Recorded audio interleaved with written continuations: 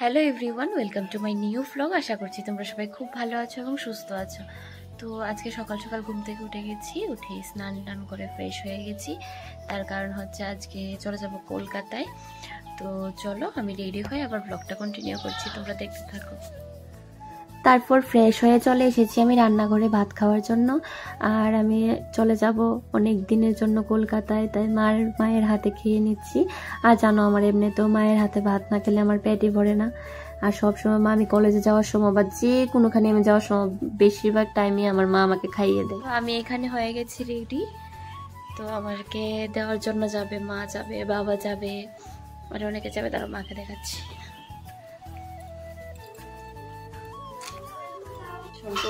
তো একটা কথা জিজ্ঞাসা করি, আমি যে চলে যাব তোর কষ্ট হচ্ছে না?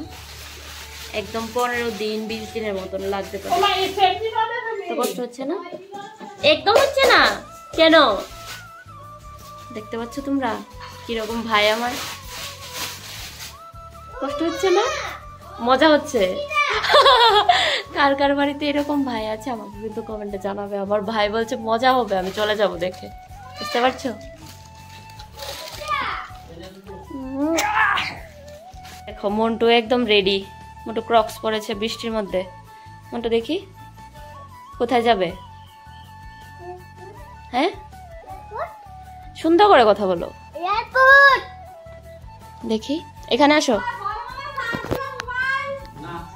আমি যে চলে যাচ্ছি তোমার কষ্ট হবে না? এখানে তাকিয়ে বলো, এখানে এসে বলো। হবে? বেশি না কম? একটা পা করে দাও, আমাকে পা দিয়ে দাও। ওখানে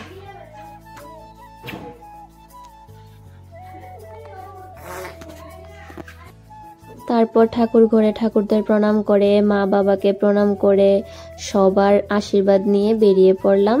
বেরিয়ে আবার আমার বাড়ির মানুষ সবার আশীর্বাদ নিয়ে নিলাম, কারণ জীবনে যে কোনোই কাজ করি না কেন মা বাবার এবং বাড়ির আর ভগবান তো আছেই, ওদের আশীর্বাদ ছাড়া কোনো দিনও কোনো কিছু করা সম্ভব হয় না। তাই আর আমার মাকে তো দেখতেই পারছো, মনটা খারাপ হয়ে আছে কারণ আমি চলে যাব।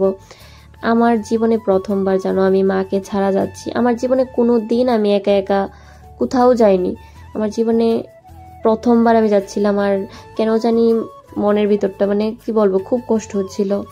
সবাইকে ছেড়ে যাচ্ছি তো শুধু 1 মান্থের জন্য, বাট মানে কেন জানি এত কষ্ট হচ্ছিল, মানে কি বলবো। তো যাই হোক, সবার থেকে আশীর্বাদ নিয়ে বেরিয়ে পড়লাম।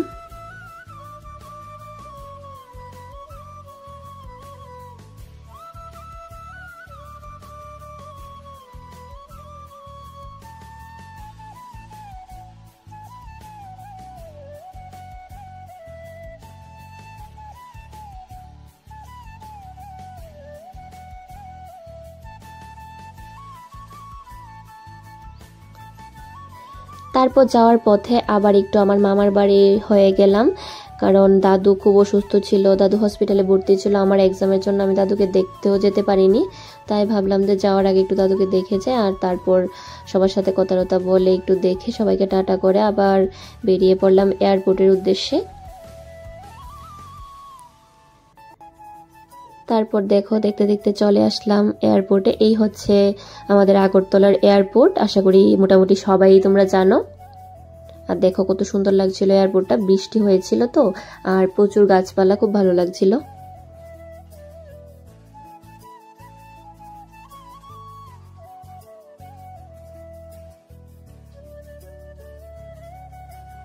তারপর আসার পর আস্তে আস্তে আমার সব ফ্রেন্ডরাই চলে এসেছে। আর সবাই যখন একসাথে হয়েছি, যতটা এক্সাইটমেন্ট ছিল ঠিক তেমনি খুব কষ্ট হচ্ছিল, কারণ মা বাবাকে ছেড়ে সত্যি আমি কোথায় যাই না কেন আমার একদমই ভালো লাগে না। স্পেশালি আমার মাকে ছাড়া আমি একদমই থাকতে পারি না। মায়ের হাতে না ভাত খেলে যেমন আমার ভাতই পেটই ভরে না, একদম কি বলবো। তো আশা করি আমার মতন এমন অনেকেই আছো তোমরা, মাকে ছাড়া একদমই চলতে পারো না, কিন্তু কিছু কিছু টাইমে লাইফের মধ্যে চলতে হবে, সেটা আমি বুঝে গেছি। আর মা বাবার আশীর্বাদ তো সবসময় আছি। তারপর দেখো সবাইকে টাটা বলে আমরা এয়ারপোর্টের মধ্যে ঢুকে পড়ছিলাম। তারপর এয়ারপোর্টের মধ্যে ঢুকে যখন গ্লাস দিয়ে যখন মাকে দেখলাম, আমার যেন ভীষণ কষ্ট হচ্ছিল। মাও মুখে হাসি কিন্তু চোখে জল নিয়ে আমাকে টাটা বলছিল। 1 মাসের জন্য যাচ্ছি, জানি না কেন এত কষ্ট হচ্ছিল। তারপর যাই হোক, এয়ারপোর্টের মধ্যে গিয়ে যা যা ফর্মালিটিস হয় সবকিছু করে বোর্ডিং পাস টাস নিয়ে আমরা যাচ্ছিলাম আমাদের গেট নাম্বারের কাছাকাছি।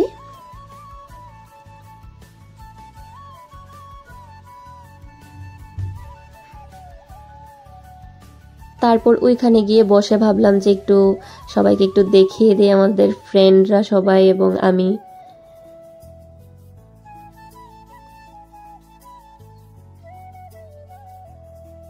তারপর দেখো আমাদের সময় হয়ে গেছে ফ্লাইটে ওঠার। এইটা হচ্ছে আমাদের ফ্লাইট, ইন্ডিগো দিয়ে আমরা গিয়েছিলাম। আর আমার মতন তোমরা কারা কারা আছো যে ফ্লাইটে উঠে ভীষণ ভয় পাও? আমি জানি না কেন এত ভয় পাই আমি। আমার এটা ফার্স্ট এক্সপিরিয়েন্স না, আমি এর আগে আরও 4-5 বার ফ্লাইটে উঠেছি, কিন্তু আমার এখনো ভয় করে। মানে আমি জানি না কেন আমার এরকম হয়। আর তোমাদের কাদের কাদের এরকম হয় আমাকে কিন্তু কমেন্টে জানাবে।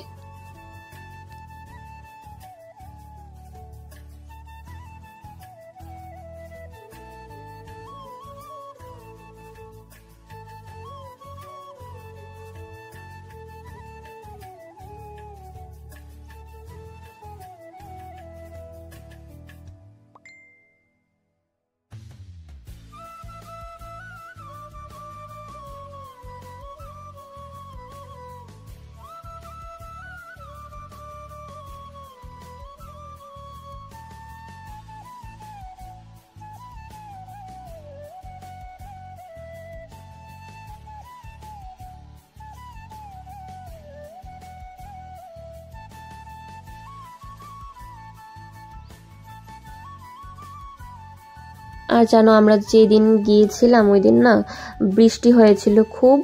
মানে প্রথমে তো আমি মেঘ দেখতেই পাইনি, একদম পুরো কি বলবো।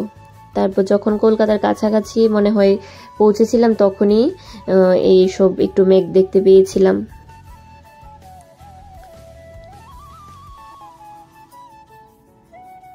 আর এইখানে দেখো কলকাতায় পৌঁছে গেছি অলমোস্ট আমরা। নিচে উপর থেকে দেখা যাচ্ছিল নিচের বাড়িঘরগুলি, একদম ছোট ছোট মনে হচ্ছিল না? আর কত সুন্দর লাগছিল দেখো।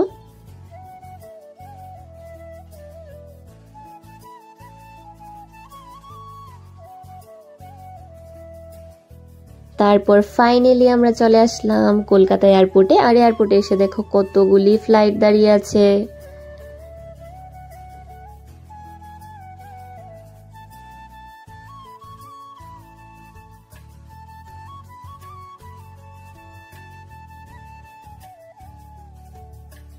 তারপর এয়ারপোর্ট থেকে বেরিয়ে আমরা যাচ্ছিলাম গাড়ি নেওয়ার জন্য। গাড়ি আমাদের বুক করা ছিল আগে থেকেই, তো গাড়ি নিয়ে আমরা যাচ্ছিলাম MSME টোল রুমে, কারণ ওইখানে আমরা সবাই মিলে ইন্টার্নশিপের জন্য এসেছি। কলকাতা আসার আসল কারণই হচ্ছে ইন্টার্নশিপ আমাদের, তাই আমরা সবাই একসাথে মিলে এসেছিলাম। আর আমাদেরকে গাইড করে নিয়ে এসেছিল আমার আং, কারণ আমি তো এখনো বাচ্চা রয়েছি না, তাই আমার আং এখনো এসেছে আমাকে দেওয়ার জন্য। আর এসে আমাদের সব ফ্রেন্ডদের সাথে দেখা হয়ে গেল। তারপর কলেজেরও সব ফর্মালিটি ফর্ম টম জমা করে আমরা যাচ্ছিলাম আমাদের রুমের দিকে। আর দেখো সবাই কত টায়ার্ড হয়ে গেছি তখন। প্রায় কয়টা বাজে, প্রায় 5:30টার মতন বেজে গিয়েছিল আমরা রুমে যেতে যেতে। মানে সারাদিন এত টায়ার্ড হয়েছে আমরা কি বলবো। আর একদমই খাওয়া দাওয়া করিনি দিন, মানে খুব কষ্ট হয়েছিল সারাদিনটা। তারপর রুমে গিয়ে স্নান টান করে আমরা সবাই মিলে ফ্রেশ হয়ে বেরিয়ে পড়লাম একটু ঘুরতে যাওয়ার জন্য। কিন্তু ঘুরতে বেরিয়েছিলাম, ঘুরতে বেরিয়েও আমাদের মানে কোথায় যাব সেই প্ল্যান হচ্ছিল না। তো যাই হোক, আমরা যেখানে ঘর নিয়েছিলাম দেখো এইখান থেকে এই রাস্তাটা,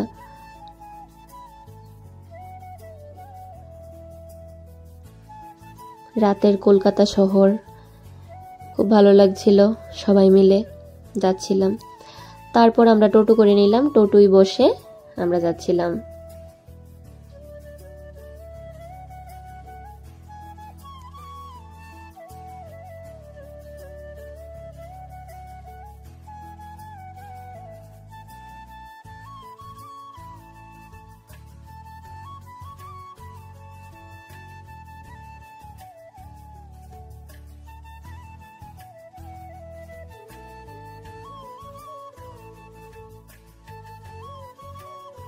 তারপর আমরা অনেক ডিসাইড করে ভাবলাম যে একটু নিউ মার্কেট থেকে ঘুরে আসি।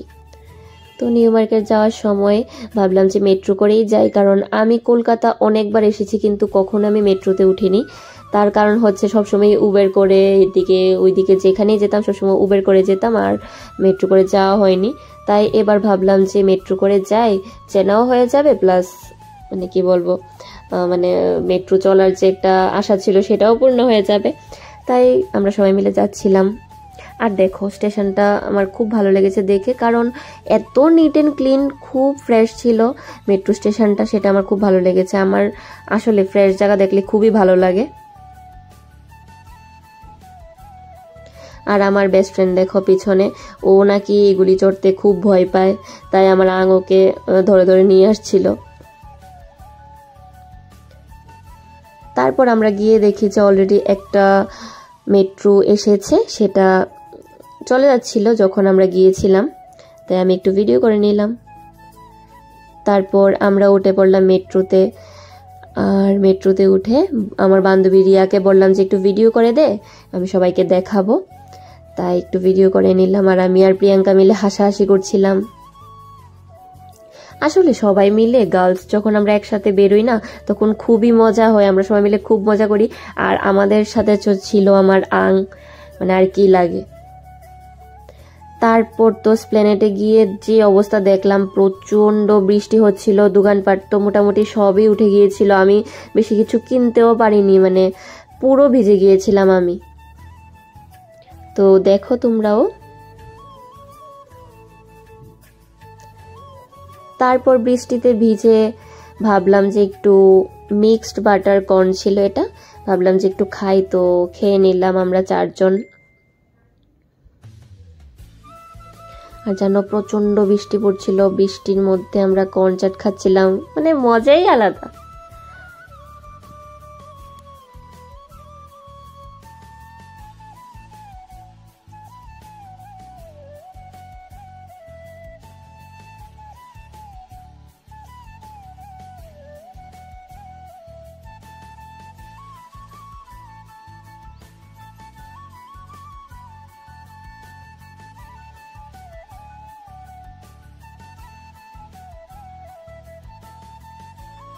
তারপর কনসার্ট খেয়ে ভাবলাম যে না, বৃষ্টি হচ্ছে তো কি হয়েছে, এত দূর থেকে যখন এসেছি একটু ঘুরেই আসি। তাই বৃষ্টি ভিজে ভিজে আমরা ঘুরছিলাম। তারপর আমি বেশি কিছু কিনতে পারিনি, শুধু একটা ফোনের কভার কিনতে পেরেছি, আর একটা যেন কি কিনেছি আমার ঠিক মনে পড়ছে না, কারণ ব্লগটা করেছিলাম আমি 1 জুলাইতে। তারপর দেখলাম যে নিউ মার্কেটের ওইখান দিয়ে একটা শপিং মল টাইপেরও আছে, তো এটার মধ্যেও একটু ঢুকে নিলাম, সবাই মিলে একটু মিরর ফটো তুলে নিলাম। তারপর আমরা উবেরে উঠে গেছি। আর দেখো শিল্পা একদম টায়ার্ড হয়ে গেছে, ও একদম গাড়িতেই শুয়ে পড়ছিল।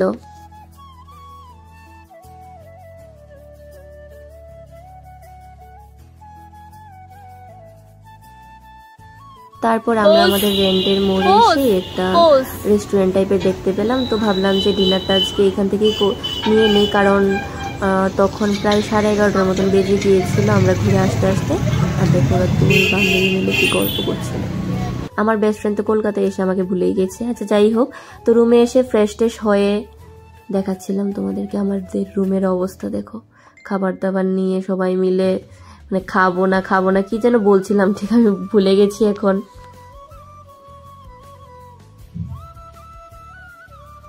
আর জানো সবাই মিলে খুব টায়ার্ড হয়ে পড়েছি, কারণ সারাদিন খাওয়া দাওয়া নেই, কলেজে মানে কি বলবো, কলেজেও গিয়েছিলাম, প্রচুর জার্নি হয়ে গেছে। আর এটা হচ্ছে আমার ডিনার, মিক্সড ফ্রাইড রাইস আর চিলি চিকেন। আমি বসে পড়েছি আমার খাবার নিয়ে সবার আগে, কারণ আমার প্রচন্ড খিদে পেয়ে গিয়েছিল।